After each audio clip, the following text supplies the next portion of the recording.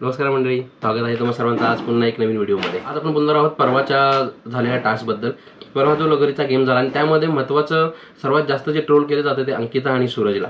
मला पहिलं सूरज बद्दल बोलायचं आहे। सूरज आणि जान्हवीचा जो गेम झाला त्या फेरीमध्ये सूरजला खरंच जान्हवीने खूप चांगली टफ फाईट दिली। अक्षरशः आपण म्हणू शकतो की तोडीस तोड जवाब दिला, तोडीस तोड उत्तर दिलं। शॉप जान्हवी, तू खरंच चांगली खेळलीस, टास्कमध्ये तू खरंच तुझं कर्तृत्व दाखवून देतेस। पण मला ह्या मुद्द्यावरती बोलायचं आहे, अंकिता चांगली खेळली पण त्यामुळे असं नाही ना की सूरज चुकीचा खेळलाय। तर आपण सोशल मीडियावरती गेलात ना तर बरेचसे काही लोक आणि काही नामांकित पेजेस आहेत ते सूरजला ट्रोल करतायत। ई सकाळचं पण आर्टिकल आहे, त्यांनी पण या मुद्द्यावरती लिहिलंय। त्यांनी असं लिहिलंय की अंकिताला ट्रोल करणारे आता कुठे गेले, सूरजच्या जान्हवी सोबतचा वाईट खेळ पाहून नेटकरी भडकले। आणि खाली त्यांनी 4-5 कमेंट्स दिल्या ज्या सूरज बाबतीत, तो कसा चुकीचा खेळला, तो उघडा खेळला, त्याने असं पकडलं, त्याने तसं पकडलं, अशा प्रकारच्या त्यांनी खाली कमेंट्स केलेल्या होत्या, त्या त्यांनी दाखवलेल्या आहेत। 2-4च कमेंट्स आहेत। तर पण मला काय म्हणायचं आहे, हा जो खेळ होता, हा जो टास्क होता पर्टिक्युलर, हा 2च लोकांमध्ये खेळला जाणार होता। मग त्याच्यामध्ये 2 जे स्पर्धक असतील ते कोणीही असू शकतात। मग आता जर तुम्ही स्वतःची लगोरी लावून जर खेळणार नसाल आणि जो लवकर लावेल त्या प्रकारे जर जिंकणार नसाल आणि तुम्ही आडवाआडवीत जर करणार असाल अगदी पहिल्या फेरीपासून, तर मग ह्या आडवाआडवीच्या याच्यामध्ये हे असं काही होणारच आहे। तुम्ही कसं ना कसं तरी पकडणार, कसं ना कसं तरी थोडंफार ढकलणार। तर यामध्ये सूरजने कशाही प्रकारचं खूप मोठं असं अग्रेशन किंवा जान्हवीला कुठल्याही प्रकारची दुखापत होईल, जे प्रोमोमध्ये दाखवलं गेलं ना की जान्हवीचा पाय फ्रॅक्चर, जान्हवी आता घराच्या बाहेर, यूट्यूबवरती सोशल मीडियावरती फार धुव्वा उडला होता की सूरज जान्हवीसोबत चुकीचा खेळला, इंजर्ड झाला, ती आता घराच्या बाहेर होईल, असं तसं वगैरे वगैरे।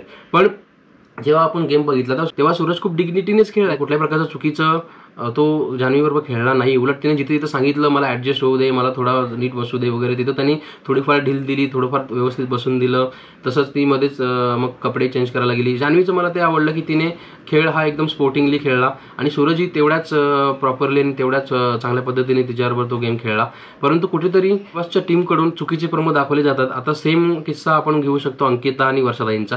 तर वर्षाताईंचा आणि अंकिताचा जो प्रमो आला होता, ह्या प्रमोमध्ये असं दिसलं की त्यांनी पार वर्षाताईंना लोळवून, धक्का देऊन, पाडून मोडून वर्षाताई कुठेतरी थोड्याफार इंजर्ड झाल्या असतील, तिने खूप चुकीच्या पद्धतीने वर्षाताईंना खेळला आहे असं दिसत होतं। परंतु जेव्हा आपण गेम बघितला तेव्हा असं दिसलं की वर्षाताई त्यांचा गेम खेळलाच नाही, त्यांनी लगोरी लावलीच नाही, त्या सरळ येऊन बसल्या अंकिताच्या पोलच्या इथे। आता अंकिताच्या इथे त्या खांबाच्या इथे बसल्यानंतर अंकिताने लगोरी कशी लावायची? मग कुठे ना कुठेतरी कशा तरी पद्धतीने तिला वर्षाताईंना हटवायला तर लागणारच आहे, त्या तर सोडतच नव्हत्या। हा ठीक आहे, एजेड आहेत त्या, पण जर त्या हटत नसतील तर कशा तरी पद्धतीने अंकिता त्यांना हटवणारच आहे।